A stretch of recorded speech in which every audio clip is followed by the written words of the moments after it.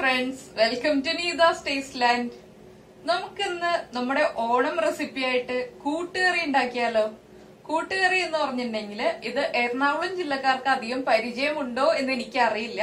എന്താന്ന് വെച്ചിട്ടുണ്ടെങ്കിൽ കൂടുതൽ വടക്കോട്ട് ഇപ്പൊ നമ്മുടെ തൃശൂർ പാലക്കാട് ജില്ലകളിലാണ് ഈ കൂട്ടുകറി സാധാരണ ഉണ്ടാക്കാറ്. നമ്മുടെ ഇങ്ങോട്ടൊക്കെ മസാലക്കറിയാണല്ലോ ഉണ്ടാക്കുന്നത്. കൂട്ടുകറി തന്നെയാണ്, പക്ഷെ അത് മസാല ചേർത്തിട്ടുള്ള കൂട്ടുകറിയാണ് നമ്മുടെ ഇവിടേക്ക് ഉണ്ടാക്കുക. ഇത് കുറച്ച് മധുരവും അതുപോലെ തന്നെ എരിവും ഒക്കെയുള്ള കറിയാണ്. അപ്പോ എല്ലാവരും ഈ പ്രാവശ്യം ഓണസദ്യയില് ഈ കറി ഉണ്ടാക്കി കഴിച്ചതിന് ശേഷം ഫീഡ്ബാക്ക് അറിയിക്കാട്ടോ. എന്താന്ന് വെച്ചിട്ടുണ്ടെങ്കിൽ എങ്ങനെയുണ്ട് ഈ കറി, നമ്മുടെ ഇവിടെയും സദ്യയിൽ ഉൾപ്പെടുത്താൻ പറ്റിയ കറിയാണോ എന്നൊരു അഭിപ്രായം അറിയിക്കാം. നമ്മുടെ ഇവിടെ സദ്യയിൽ ഇല്ലാത്ത കറികളാണെങ്കിൽ നമ്മളൊന്ന് കഴിച്ചു നോക്കിയാലല്ലേ അതിന്റെ ടേസ്റ്റ് എന്താണെന്ന് അറിയുള്ളൂ. കഴിക്കാത്ത കറികൾ ഇപ്പൊ ചില ആളുകൾ പറയും ആ കറി കൊള്ളില്ല കേട്ടോ, എന്താന്ന് വെച്ചിട്ടുണ്ടെങ്കിൽ അത് ഇതുവരെ ഞാൻ കഴിച്ചിട്ടില്ല, അത് മോശമാണെന്ന് പറയും. പക്ഷെ നമ്മൾ ഒരു പ്രാവശ്യമെങ്കിലും എല്ലാ റെസിപ്പിയും ട്രൈ ചെയ്ത് നോക്കിയതിന് ശേഷം അതിനെക്കുറിച്ച് അഭിപ്രായം പറയുകയാണെങ്കിൽ അതിന്റെ കറക്റ്റ് ആയിട്ടുള്ള റിസൾട്ട് നമുക്ക് തന്നെ അറിയാൻ പറ്റും, ഇല്ലേ? അപ്പൊ എന്തായാലും കഴിച്ചു നോക്കിയിട്ടുള്ള ആൾക്കാരുണ്ടാവാം, കഴിച്ചു നോക്കിയിട്ടില്ലാത്ത ആൾക്കാരും ഉണ്ടാവാം. കഴിച്ചു നോക്കിയിട്ടും അതുപോലെ തന്നെ ഉണ്ടാക്കി നോക്കിയിട്ടും ഇല്ലാത്ത ആളുകള് ഈ ഒരു റെസിപ്പി ട്രൈ ചെയ്തതിന് ശേഷം ഫീഡ്ബാക്ക് അറിയിക്കാം. നമുക്ക് നമ്മുടെ സദ്യ കൂട്ടുകറി എങ്ങനെയാണ് ഉണ്ടാക്കുന്നതെന്ന് നോക്കാം. നിങ്ങൾ ആദ്യമായിട്ടാണ് ഈ ചാനൽ കാണുന്നതെങ്കിൽ സബ്സ്ക്രൈബ് ബട്ടൺ ക്ലിക്ക് ചെയ്തതിന് ശേഷം അതിന്റെ റൈറ്റ് സൈഡിൽ കാണുന്ന ബെൽ ഐക്കണിലും കൂടി ക്ലിക്ക് ചെയ്യുക. അപ്പോൾ ഞാൻ അപ്ലോഡ് ചെയ്യുന്ന എല്ലാ വീഡിയോകളും ഉടൻ തന്നെ നിങ്ങളിലേക്ക് എത്തുന്നതായിരിക്കും.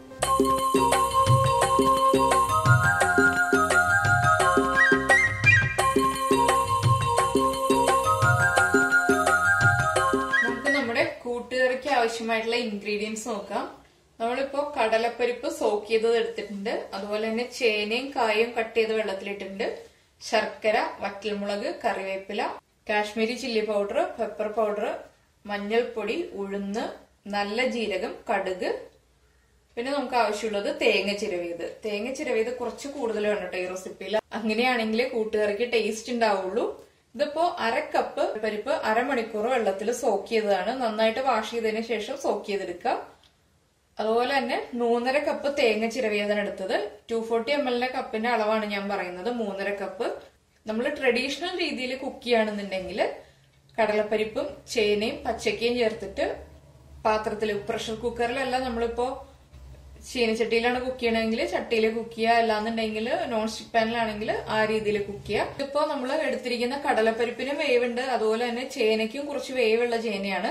അതുകൊണ്ട് ഞാനിതിപ്പോ കുക്കറിലാണ് കുക്ക് ചെയ്യാൻ പോകുന്നത്. കുക്കറിൽ കുക്ക് ചെയ്യണമെങ്കിൽ കുക്കറിൽ കുക്ക് ചെയ്യാം, ഇല്ലാന്നുണ്ടെങ്കിൽ നമുക്ക് ഇതെല്ലാം ചേർത്തിട്ട് നമ്മൾ ഏത് പാത്രത്തിലാണോ കുക്ക് ചെയ്യുന്നത് അതിൽ കുക്ക് ചെയ്തെടുക്കാം. ഈസി ആവാൻ വേണ്ടിയിട്ടാണ് നമ്മൾ പ്രഷർ കുക്കറിൽ കുക്ക് ചെയ്യാൻ പോകുന്നത്. നമ്മളിപ്പോ 1/2 കപ്പ് കടലപ്പരിപ്പ്, അതുപോലെ തന്നെ 1/4 കപ്പ് ഏത്തയ്ക്ക, 1.5 കപ്പ് ചേന, ഇത്രയാണ് കപ്പിൽ പറയുകയാണെങ്കിൽ ഇതിന്റെ അളവ്.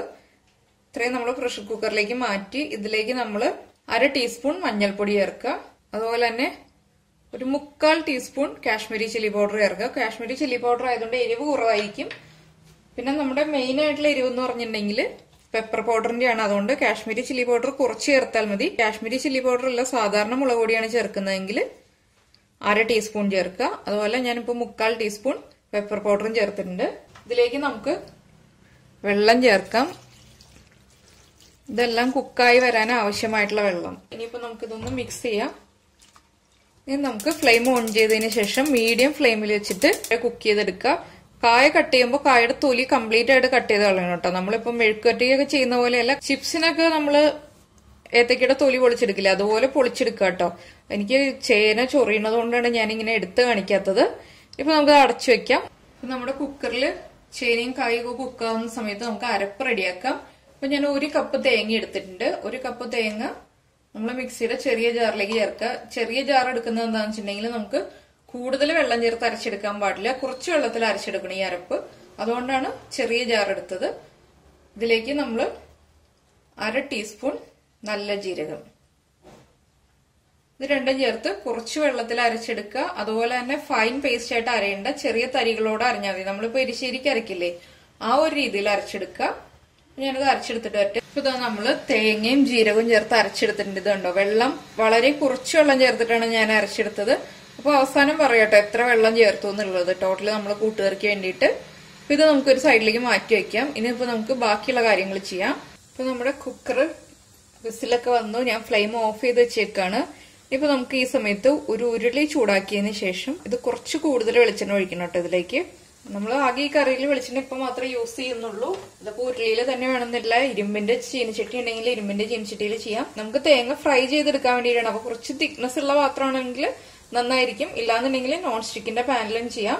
അപ്പോൾ ലോ ഫ്ലെയിമിൽ വെച്ചിട്ട് തന്നെ ചെയ്യണം എന്ന് മാത്രമല്ല കാര്യങ്ങൾ. ഇനി ചെയ്യുന്ന പ്രോസസ് എല്ലാം നമ്മൾ ലോ ഫ്ലെയിമിൽ വെച്ചിട്ടാണ് ചെയ്യുന്നത്. നമ്മുടെ വെളിച്ചെണ്ണ ചൂടായി വന്നിട്ടുണ്ട്. നമുക്ക് ഇതിലേക്ക് കടുക് ചേർത്ത് കൊടുക്കാം. കടുക് ഒന്ന് പൊട്ടി വരട്ടെ. ഇപ്പൊ നമ്മുടെ കടുക് പൊട്ടി തുടങ്ങിയിട്ടുണ്ട്. ഇതിലേക്ക് നമുക്ക് ഉഴുന്ന് പരിപ്പ് ചേർക്കാം. ഉഴുന്ന പരിപ്പല്ല കേട്ടോ, ഇങ്ങനെ ഉഴുന്ന് ബോളാണ് ചേർത്തിരിക്കുന്നത്. ഉഴുന്ന് ബോളായാലും ഉഴുന്ന് പരിപ്പായാലും ഏതായാലും കുഴപ്പമില്ല. ഈ ഉഴുന്നിന്റെ കളർ ഒന്ന് ലൈറ്റ് ആയിട്ട് ചേഞ്ച് ആയി വരണം.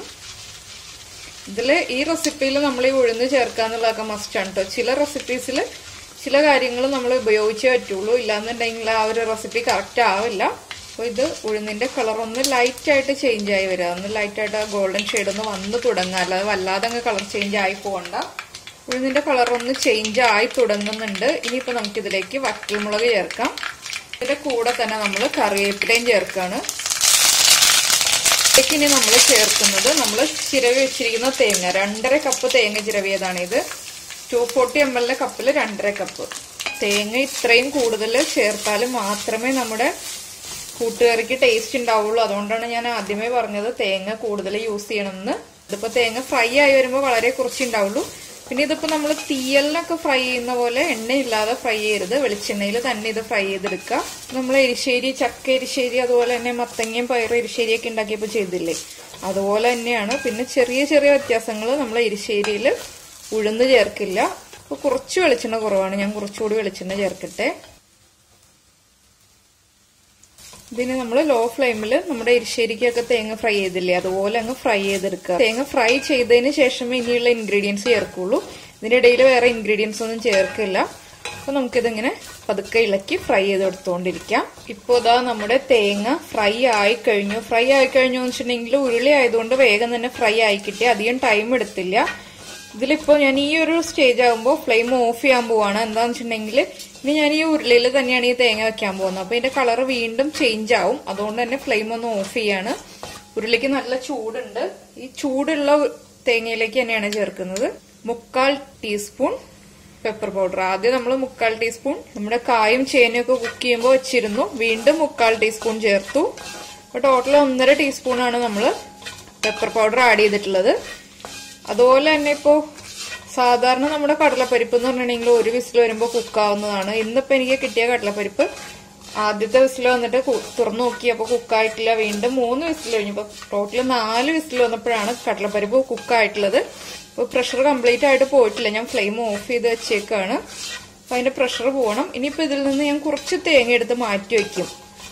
എന്താണെന്ന് വെച്ചാൽ നമ്മൾ ചക്കേരിശ്ശേരി ചെയ്തപ്പോൾ പറഞ്ഞിരുന്നില്ലേ, കുറച്ച് തേങ്ങ നമ്മൾ ആ ഒരു ഗാർണിഷിങ്ങിന് വേണ്ടി മാറ്റി വെക്കുകയാണെങ്കിൽ കാണാൻ നല്ല ഭംഗിയുണ്ടാവും നമ്മൾ പ്രസന്റ് ചെയ്യുമ്പോൾ. അപ്പൊ ആദ്യം കുറച്ച് തേങ്ങ എടുത്ത് മാറ്റി വെക്കും. അതിനുശേഷമേ നമ്മൾ ഇതിലേക്ക് മിക്സ് ചെയ്യുള്ളൂ ഇപ്പൊ നമ്മുടെ വെജിറ്റബിൾസ്. ഇതിപ്പോ ഫ്ലെയിം ഓഫ് ചെയ്ത് വെച്ചിട്ടാണ് പെപ്പർ പൗഡർ ചേർത്തത്. ഉരുളിയുടെ ചൂടിലിരുന്നിട്ട് പെപ്പർ പൗഡർ കുക്ക് ആയിക്കോളും. ഇനിയിപ്പോ നമുക്കത് ഈ ഉരുളിയിൽ തന്നെ വെക്കാം. ഇപ്പൊ നമ്മൾ ഏത് പാത്രത്തിലാണോ ഫ്രൈ ചെയ്യുന്നത് അതിൽ തന്നെ വെക്കാം. ഇല്ലാന്നുണ്ടെങ്കിൽ ഇളക്കി കൊടുത്തോണ്ടിരിക്കാൻ ടൈം ഇല്ലാന്നുണ്ടെങ്കിൽ വേറെ പ്ലേറ്റിലേക്ക് എടുത്ത് മാറ്റി വെക്കാം. പിന്നെ ഇതിന്റെ ചൂടൊക്കെ ഒന്ന് മാറി കുക്കറിന്റെ പ്രഷർ കംപ്ലീറ്റ് പോയി കഴിയുമ്പോൾ നമുക്ക് ബാക്കിയുള്ള പ്രോസസ്സ് കാണാം. അപ്പൊ നമ്മൾ ഇതാ കുക്കർ തുറന്നു. ഇനി നമുക്ക് ഫ്ലെയിം ഓൺ ചെയ്യാം. നമ്മൾ ഉപ്പ് ചേർക്കാതെയാണ് കടലപ്പരിപ്പും ചേനയും കായും ഒക്കെ കുക്ക് ചെയ്യാൻ വെച്ചത്. ഇനിയിപ്പോ നമുക്ക് ആവശ്യത്തിന് ഉപ്പ് ചേർക്കാം. ഉപ്പ് ചേർത്തിട്ട് കുക്ക് ചെയ്യുമ്പോൾ കടലപ്പരിപ്പ് കുക്കാവാൻ കൂടുതൽ ടൈം എടുക്കുക. അതുകൊണ്ടാണ് ഉപ്പ് ചേർക്കാതെ വെച്ചത്. പക്ഷെ എങ്കിലും 4 വിസിൽ വേണ്ടി വന്നു. ഇനിയിപ്പോ നമുക്കിതൊന്ന് ഇളക്കി കൊടുക്കാം. ഇളക്കി കൊടുക്കുക. അതുപോലെ തന്നെ നമ്മുടെ ഈ വെജിറ്റബിൾസ് ഒന്ന് ഉടച്ചു കൊടുക്കാം കേട്ടോ. അപ്പൊ എന്ത് കുഴഞ്ഞു പോയാലും കുഴപ്പമില്ല. അല്ലാതെ അങ്ങ് ഫൈൻ പേസ്റ്റ് പോലെ ആയി പോകണ്ടെന്നേ ഉള്ളൂ. എങ്കിലും കുഴഞ്ഞു പോയാലും കുഴപ്പമില്ലാത്തൊരു റെസിപ്പിയാണിത്. ഉടച്ചു കൊടുക്കുമ്പോൾ നമ്മുടെ ചേനയും കായും എല്ലാം നന്നായിട്ട് ഉടയ്ക്കണം. ഇതിലെന്താ വെച്ചാൽ നമ്മൾ സാധാരണ കൂട്ടുകറി എന്ന് പറയുമ്പോൾ മസാലക്കറി അല്ലാത്ത കൂട്ടുകറികളിൽ നമ്മൾ വെജിറ്റബിൾസ് ഒന്നും കാണാറില്ല. ആ ഒരു മിക്സ് ആയിട്ടുള്ള രീതിയിലാണ് ഇരിക്കാറുള്ളത്, കുഴഞ്ഞ രീതിയിലാണ് ഇരിക്കാറുള്ളത്. അപ്പൊ കൂടുതൽ വെള്ളം വെച്ചിട്ട് കുക്ക് ചെയ്തിട്ടുണ്ടെങ്കിൽ നമ്മൾ പിന്നെ ആ വെള്ളം വറ്റിച്ചെടുക്കേണ്ടി വരും. അതുകൊണ്ടാണ് ആദ്യം കുറച്ച് വെള്ളം, നമ്മുടെ വെജിറ്റബിൾസ് കുക്കാവാൻ ആവശ്യമായിട്ടുള്ള വെള്ളം മാത്രം യൂസ് ചെയ്യുന്നത്. 700 മില്ലി വെള്ളമാണ് അരയ്ക്കാനും അതുപോലെ തന്നെ ഈ വെജിറ്റബിൾസ് കുക്ക് ചെയ്യാനും കൂടി യൂസ് ചെയ്തത്. ഇനിയിപ്പോ നമുക്കിതിലേക്ക് നമ്മുടെ അരപ്പ് ചേർക്കാം. അരപ്പ് ചേർത്തതിന് ശേഷം നമ്മൾ വെള്ളം ചേർക്കില്ല, അരപ്പ് മാത്രമേ ചേർക്കുള്ളൂ. അരപ്പും ചേർത്ത് ഇളക്കുക. ഇതിന്റെ ഇടയ്ക്ക് വലിയ പീസൊക്കെ വരികയാണെങ്കിൽ അതൊന്ന് ഉടച്ചു കൊടുക്കുകയും ചെയ്യാം. ഇനിയിപ്പോ നമ്മൾ ഇതിലേക്ക് ചേർക്കുന്നത് നമ്മുടെ ശർക്കരയും കൂടി ചേർത്താലേ കൂട്ടുകറി കറക്റ്റ് ടേസ്റ്റ് ആവുള്ളൂ. ശർക്കര ചേർക്കാൻ ഈ കറിയിൽ മടി വിചാരിക്കേണ്ട. എന്താന്ന് വെച്ചിട്ടുണ്ടെങ്കിൽ കൂട്ടുകറി എന്ന് പറഞ്ഞിട്ടുണ്ടെങ്കിൽ എരിവും മധുരവും ഉപ്പും എല്ലാം ചേർന്നിട്ടുള്ള കറിയാണ്. അതുകൊണ്ടാണ് നമ്മൾ ഇതില് ശർക്കര ചേർക്കുന്നത്. മസാല കൂട്ടുകറികളിലാണെങ്കിൽ ശർക്കര ചേർക്കില്ല. ഇപ്പൊ നമ്മുടെ വട കൂട്ടുകറി, അതുപോലെ കോളിഫ്ലവറും പൊട്ടറ്റോയും ചേർത്തിട്ടുള്ള കൂട്ടുകറിയൊക്കെ ഉണ്ടല്ലോ, അതിൽ നമ്മൾ ശർക്കര ചേർക്കില്ല. ഇനിയിപ്പോ നമുക്കിതൊന്ന് ലോ ഫ്ലെയിമിൽ 2 മിനിറ്റ് ഒന്ന് അടച്ചു വെക്കാം. ഉപ്പും ശർക്കരയും എല്ലാം നമ്മുടെ വെജിറ്റബിൾസിലേക്ക് ഒന്ന് മിക്സ് ആവട്ടെ. നമ്മളിപ്പോ അരപ്പും ശർക്കരയും ചേർത്തിട്ട് 2 മിനിറ്റ് അടച്ചു വെച്ചു. അടച്ചു വെച്ചതിന് ശേഷം നമ്മൾ ഇടയ്ക്കൊന്ന് ഇളക്കി കൊടുക്കട്ടെ. ഇപ്പൊ ഞാൻ 2ാമത് പ്രാവശ്യമാണ് ഇളക്കി കൊടുക്കുന്നത്. നമ്മൾ ഫ്രൈ ചെയ്ത് വെച്ചിരിക്കുന്ന തേങ്ങ ഇതിലേക്ക് ചേർക്കാം. ഇല്ലാന്നുണ്ടെങ്കിൽ ഇത് അങ്ങനെ തന്നെ നമുക്ക് തേങ്ങയിലേക്ക് ചേർത്ത് കൊടുക്കാം. ഞാനിപ്പോ ഉരുളിയിൽ തേങ്ങ ഫ്രൈ ചെയ്തതുകൊണ്ട് ഉരുളിയിലേക്ക് ഇട്ടിട്ട് മിക്സ് ചെയ്യാൻ പോവാണ്. ഇല്ലാന്നുണ്ടെങ്കിൽ കുക്കറിലേക്ക് ഉരുളി ചരിച്ചു വരുമ്പോൾ കൈ കൊള്ളും. അതുകൊണ്ട് ഞാൻ തിരിച്ച് അങ്ങോട്ടാണ് ചെയ്യാൻ പോകുന്നത്. ഇതിൽ ഏത് രീതിയിൽ വേണമെങ്കിലും ചെയ്യാം കേട്ടോ. ഞാൻ ഈ ഫ്ലെയിം ഒന്ന് ഓഫ് ചെയ്യട്ടെ. ഇപ്പൊ നമ്മുടെ തേങ്ങ ഫ്രൈ ചെയ്തത് കണ്ടോ, കറക്റ്റ് ആയിട്ട് കളർ ചേഞ്ച് ആയി വന്നു. നമ്മൾ ഫ്ലെയിം ഓഫ് ചെയ്തപ്പോഴുള്ള കളറല്ല വീണ്ടും ചേഞ്ച് ആയി. ഇതിലേക്ക് നമ്മുടെ കറി ചേർത്ത് കൊടുക്കാം. ഞാൻ ഫ്ലെയിം ഓൺ ചെയ്ത് ലോ ഫ്ലെയിമിലാക്കി വെച്ചിട്ടുണ്ട്. ഇനിയിപ്പോ നമുക്കിത് മിക്സ് ചെയ്യാം. മിക്സ് ചെയ്ത് നന്നായിട്ട് ഡ്രൈ ആക്കി എടുക്കാം കേട്ടോ. ഈ സമയത്ത് ഉപ്പ് കുറവാണെങ്കിൽ ഉപ്പ് ചേർത്ത് കൊടുക്കണം. എന്താന്ന് വെച്ചിട്ടുണ്ടെങ്കിൽ നമ്മൾ തേങ്ങ ഫ്രൈ ചെയ്തപ്പോൾ ഉപ്പ് ചേർത്തിട്ടില്ല. ഉപ്പ് കുറവായിരിക്കും. അതുകൊണ്ട് തന്നെ കുറച്ച് ഉപ്പിന്റെ ആവശ്യം വരും. അപ്പൊ ഉപ്പ് ചെക്ക് ചെയ്തതിന് ശേഷം മാത്രം ചേർത്ത് കൊടുക്കുക. അപ്പൊ നമ്മുടെ പരിപ്പ് ഇതുപോലെ കാണണ്ട, പരിപ്പ് കുറച്ചുകൂടി ഉടഞ്ഞു പോകണം എന്നുണ്ടെങ്കിൽ 1-2 വിസിലും കൂടി വെച്ച് കുക്ക് ചെയ്യാട്ടോ. ഇപ്പൊ നമുക്ക് കിട്ടുന്ന പരിപ്പ് അനുസരിച്ച് കുക്കിംഗ് ടൈമിൽ വ്യത്യാസം വരും. നമ്മളിപ്പോ ആദ്യം ഫ്രൈ ചെയ്ത് വെച്ചിരുന്ന തേങ്ങ കണ്ടോ, നമ്മൾ വെജിറ്റബിൾസ് മിക്സ് ചെയ്തപ്പോ തേങ്ങ കുറഞ്ഞു. അപ്പൊ തേങ്ങ കൂടുതൽ യൂസ് ചെയ്യുക. പിന്നെ തേങ്ങ കിട്ടാൻ ബുദ്ധിമുട്ടുള്ള ആളുകൾ കുറച്ച് തേങ്ങ വെച്ചിട്ട് അഡ്ജസ്റ്റ് ചെയ്യുക. അല്ലാതെ നമുക്ക് വേറെ ഒന്നും ചെയ്യാനില്ല. ഈ റെസിപ്പി എന്ന് പറഞ്ഞിട്ടുണ്ടെങ്കിൽ നമ്മൾ കൂടുതൽ തേങ്ങ യൂസ് ചെയ്യുന്നതാണ്. ഞാൻ ഇനിയിപ്പോ ഇതിന്റെ ഉപ്പൊന്ന് നോക്കട്ടെ.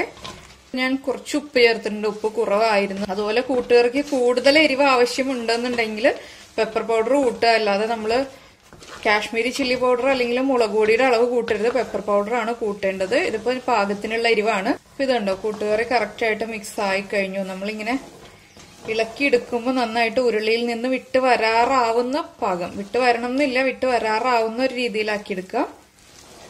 അതുപോലെ എല്ലാം കൂടി മിക്സ് ആയി നല്ല കട്ടയായി വരുന്ന ഒരു പാകത്തിലാക്കി എടുക്കുക. ഇപ്പൊ നമുക്ക് ഫ്ലെയിം ഓഫ് ചെയ്യാം. ഫ്ലെയിം ഓഫ് ചെയ്തതിന് ശേഷം ഇത് വേറെ ഒന്നും ചെയ്യാനില്ല. ചൂട് കുറയുമ്പോൾ നമുക്ക് സെർവ് ചെയ്യാം. അപ്പോൾ നമ്മൾ സെർവ് ചെയ്യുമ്പോൾ നേരത്തെ ഫ്രൈ ചെയ്ത് വെച്ചിരിക്കുന്ന കുറച്ച് തേങ്ങയും കൂടെ അതിന്റെ മുകളിലേക്ക് ഇടുക. അത്രേ ഉള്ളൂ. ഇനിയിപ്പോ ഇത് ചൂട് കുറഞ്ഞു വരട്ടെ. ഇപ്പൊ നമ്മുടെ കൂട്ടുകറി റെഡിയായി. വളരെ ഈസി ആയിട്ട് ഉണ്ടാക്കാമല്ലോ. ഇപ്പൊ നമ്മൾ തേങ്ങ ഫ്രൈ ചെയ്യുന്ന ആ ഒരു പ്രോസസ് ഒഴിച്ച് ബാക്കിയുള്ള കാര്യങ്ങളെല്ലാം വളരെ ഈസിയാണ്. ആ തേങ്ങ ഫ്രൈ ചെയ്തെടുക്കുന്ന ഒരു ടൈം മാത്രമേ ഉള്ളൂ.